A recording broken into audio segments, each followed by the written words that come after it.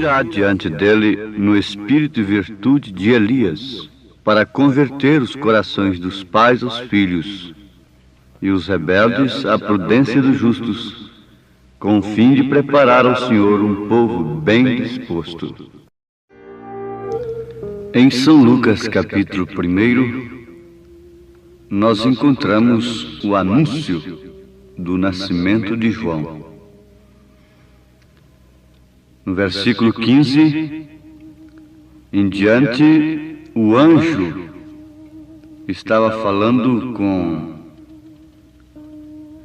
o sacerdote Zacarias, dá a característica de João, o que estava sendo anunciado, que viria no espírito de Elias, porque será grande diante do Senhor, e não beberá vinho nem bebida forte, e será cheio do Espírito Santo, já desde o ventre de sua mãe, e converterá muitos dos filhos de Israel ao Senhor seu Deus. Irá diante dele no espírito e virtude de Elias, para converter os corações dos pais aos filhos, e os rebeldes à prudência dos justos, com o fim de preparar ao Senhor um povo bem disposto. Ouvintes, notemos aqui que era o anjo do Senhor anunciando o nascimento de João. Lendo o Evangelho segundo São Lucas, nós vamos encontrar neste mesmo capítulo 1 que o nome de João não estava nas Escrituras de então, no Velho Testamento, e nem tampouco na linhagem da família do sacerdote. E foi o que eles mais estranharam quando Zacarias disse que o menino deveria se chamar João. O menino se chamava João, mas o seu ministério era o de Elias. O homem se chamava João, mas o ministério era o de Elias. Em Malaquias, capítulo 4, versículos 5 e 6, nós encontramos a promessa de Elias. Eis que vos envio o profeta Elias, antes que venha o grande e terrível dia do Senhor. E converterá o coração dos pais aos filhos, e o coração dos filhos a seus pais, para que eu não venha e fira a terra com maldição. Isso aqui se trata em parte de João Batista, convertendo o coração dos pais aos filhos. Mas o coração dos filhos a seus pais se trata do mesmo ministério, do mesmo Elias, a virtude de Elias, mas em outro mensageiro, que deveria vir antes do grande e terrível dia do Senhor. Isso não foi com João. Em São Mateus capítulo 17, a partir do verso 10, nós encontramos: e os seus discípulos o interrogaram, dizendo: por que dizem então os escribas que é mistério que Elias venha primeiro? E Jesus respondendo disse-lhes: em verdade, Elias virá primeiro e restaurará todas as coisas. Aqui Jesus estava falando no futuro. Virá. Ele não estava se referindo a um passado, mas estava se referindo a um futuro. Isso está distinto nas Escrituras? E a linguagem de Jesus não pode ser entendida por todos, a menos que tenha a revelação do Espírito Santo. A Escritura não está presa numa análise gramatical, mas o seu significado depende, acima de tudo, da revelação do Espírito Santo. Elias virá primeiro, poderia se referir a João, mas a característica não. Restaurará todas as coisas. Isso não era para João. João não fez isso. Sabemos que a lei era perfeita e não tinha nada que ser restaurada. Ela apenas tinha que ser cumprida, o que Jesus fez. Jesus não veio restaurar a lei, nem tampouco João veio fazê-lo. João não veio restaurar a lei. Ele veio como anjo da aliança de Malaquias 3, versículo 1. Como uma ponte, um anjo de aliança entre a lei e a graça. A lei duraria até ali, e os profetas. Mas eu digo, a lei acabou? Uma vez que ela é imutável? Não. A lei do Senhor é perpétua, é imutável. Jesus a cumpriu e por isso ela deixou de existir? Não. Se ele a cumpriu,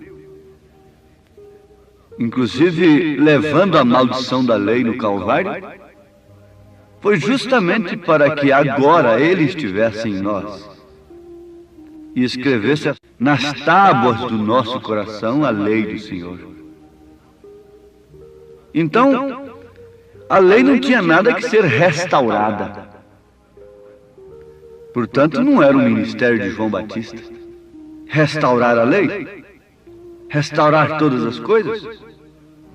Você pode dizer, bom, a graça também não tem que ser restaurada. Perfeitamente. Durante os 7 períodos da igreja de Nosso Senhor Jesus Cristo, o gafanhoto comeu a árvore, deixou somente o tronco. Isso brotou, e o broto seria a restauração, o início da restauração. Brotou com Lutero e cresceu com Wesley, veio através dos dons espirituais, e agora nós temos uma restauração total da igreja na palavra do Senhor. Aqueles que estavam cumprindo a lei não tinha nada que fazer, porque era simplesmente obedecer os ritos e mais nada. Mas a graça é operar através da vida do homem. A graça operando é a misericórdia de Deus operando por intermédio da igreja. O Elias que viria restaurar todas as coisas seria para nós agora neste século. Jesus disse, mas digo-vos que Elias já veio e não o conheceram, mas fizeram-lhe tudo o que quiseram. Assim farão eles também padecer o Filho do Homem, o profeta de Deus. O próprio Cristo revelando aquele ministério tremendo do Filho do Homem na terra. E o profeta Elias, nesta era, revelaria novamente o ministério do Filho do Homem. E eles crucificariam novamente a Cristo, crucificando a palavra. Mas aqui está uma coisa que deve nos advertir, ouvintes, porquanto ela é muito importante. É sobre o objetivo especial do ministério de Elias, converter os corações. Converter os corações. Não há uma missão mais árdua, mais difícil do que esta. É uma missão tremenda e que ninguém poderá cumpri-la, desempenhá-la sem que o Espírito de Deus esteja nele para este determinado fim. Converter o coração do homem perdido, pecador, naufragado no vício e no pecado, não é tão difícil quanto converter o coração de um religioso, de uma pessoa que julga ter tudo, que julga ter Cristo e ser cumpridor da palavra. Foi muito mais fácil converter o coração de uma Maria Madalena do que o coração de uma mulher, de um sacerdote daquele incrédulo. Foi muito mais fácil converter o coração de um ladrão crucificado do que converter o coração de Caifás, o que não aconteceu, de um sumo sacerdote, de um Anás, dos escribas e dos fariseus. Foi muito mais fácil converter os corações de meretrizes, de ladrões e de salteadores, e não foi possível converter os corações dos religiosos, dos líderes religiosos do povo. Se isto foi assim, sempre será assim. Elias não pode converter os corações destes homens, laodiceanos que dizem ser ricos e que não têm falta de nada. Eles não conhecem o seu peso na balança de Deus. Pesados fostes e fostes achados em falta. Eles não conhecem a sua medida diante de Deus. Eles se medem diante do povo, diante da sociedade. Veja que contraste com a característica de Elias, porque será grande diante do Senhor. Não beberá vinho, nem bebida forte, e terá um grande diploma, é que ele será cheio do Espírito Santo desde o ventre de sua mãe. E fugirá da linhagem desta gente toda, começando pelo seu nome, pela sua maneira de viver, pela sua educação, por tudo. Porque ele tem que converter os corações deste povo. Os que estão na linhagem não fazem isto. Não podem apontar o Cordeiro de Deus. Mas este que está fora da linhagem, e que é grande não diante do povo, não diante da sociedade e da religião, mas sim diante do Senhor, esse terá um dedo rústico, grosseiro, porém um dedo indicador, apontando para aqueles cujos dedos são polidos, educados, não podem apontar. Eis o Cordeiro de Deus, que tira o pecado do mundo. Parece que eu posso ver um homem de cara fechada, um homem não de risadinhas, que não dava tapinhos nas costas e nem tirava ciscos dos ombros de quem quer que seja. Quando alguns grandes desceram o seu batismo, ele disse: o machado está posto na raiz das árvores. O que vocês vêm fazer no meu batismo? Raça de víboras, vá produzir frutos de arrependimento. Um homem que não precisava de galanteios, que não precisava de aprender gestos especiais para uma plataforma, e que não aprendeu uma linguagem toda assoviando, sob um dialeto moderno, mas um homem que tinha gesto de homem, que tinha uma posição de homem, e que tinha uma voz de homem, e que tinha um dedo de homem, e que por cima de tudo tinha um caráter de homem, porque tinha o Espírito de Deus, e ele era, portanto, o verdadeiro filho do homem. Um profeta é filho do homem. Eis o Cordeiro de Deus que tira o pecado do mundo. Talvez a notícia correu por ali. Tem um louco lá embaixo afogando as pessoas em seu batismo. Vamos lá vê-lo. Vamos ver o que está acontecendo.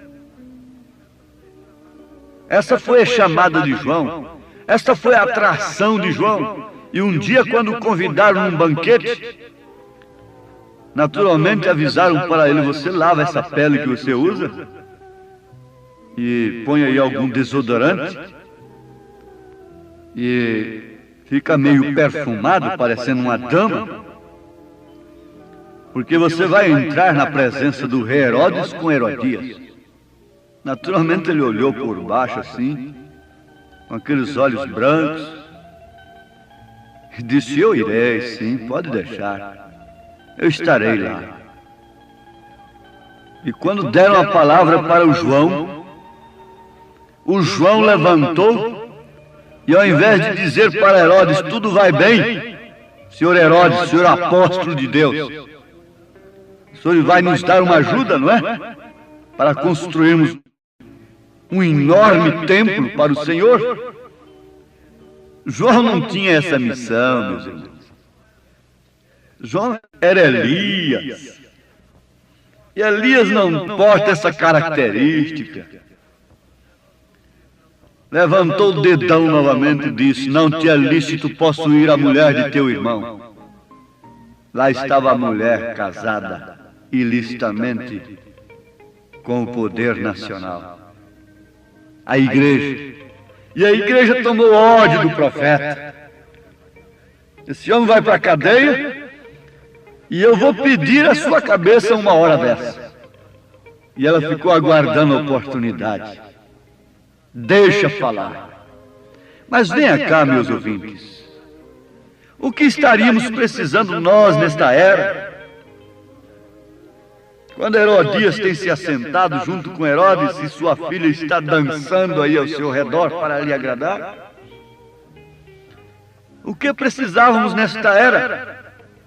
De alguém que viesse abençoando o povo aqui e prometendo curas e maravilhas e fazer de um entulho um jardim? Botar grama sobre lixos? Não, o que estamos precisando nesta era, Deus sabia o que nós necessitávamos nesta era. Por isso ele disse que Elias viria restaurar o caráter cristão, chocar com a Jezabel, com Acabe e com seus falsos profetas, chocar com Herodias e Herodes,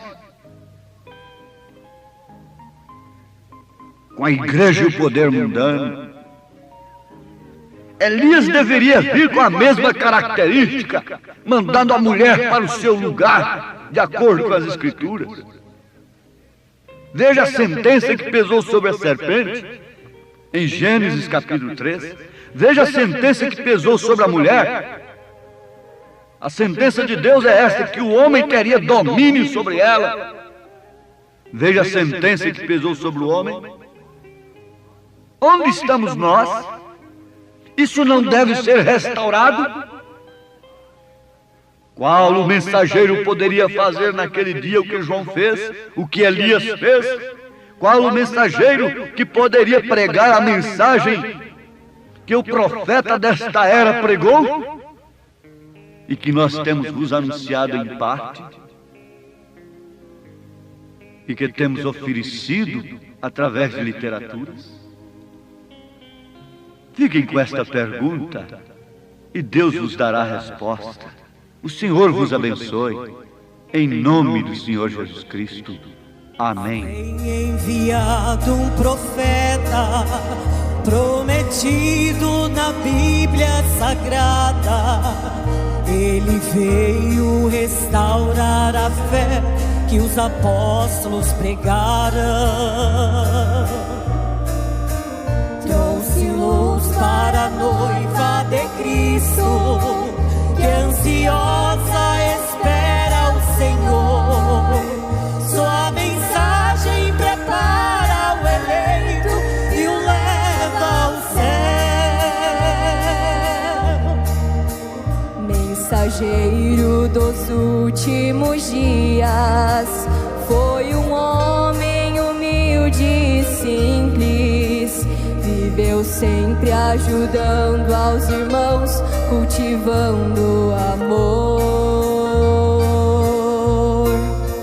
Sobre o lema de somente crer, um exemplo de fé nos deixou. Sua missão foi unir os cristãos para o retorno ao céu.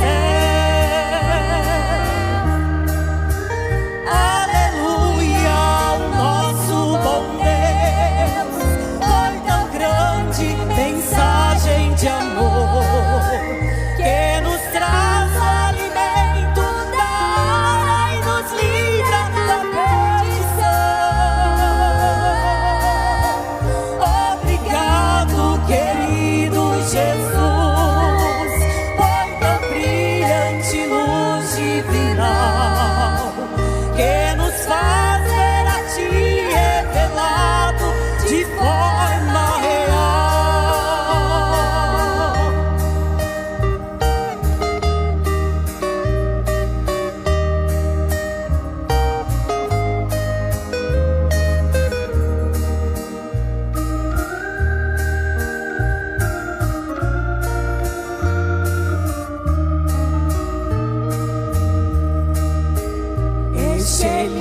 Messias nasceu numa cabana, nunca teve riquezas aqui, dedicado ao serviço de Deus, sem vaidade ensinou.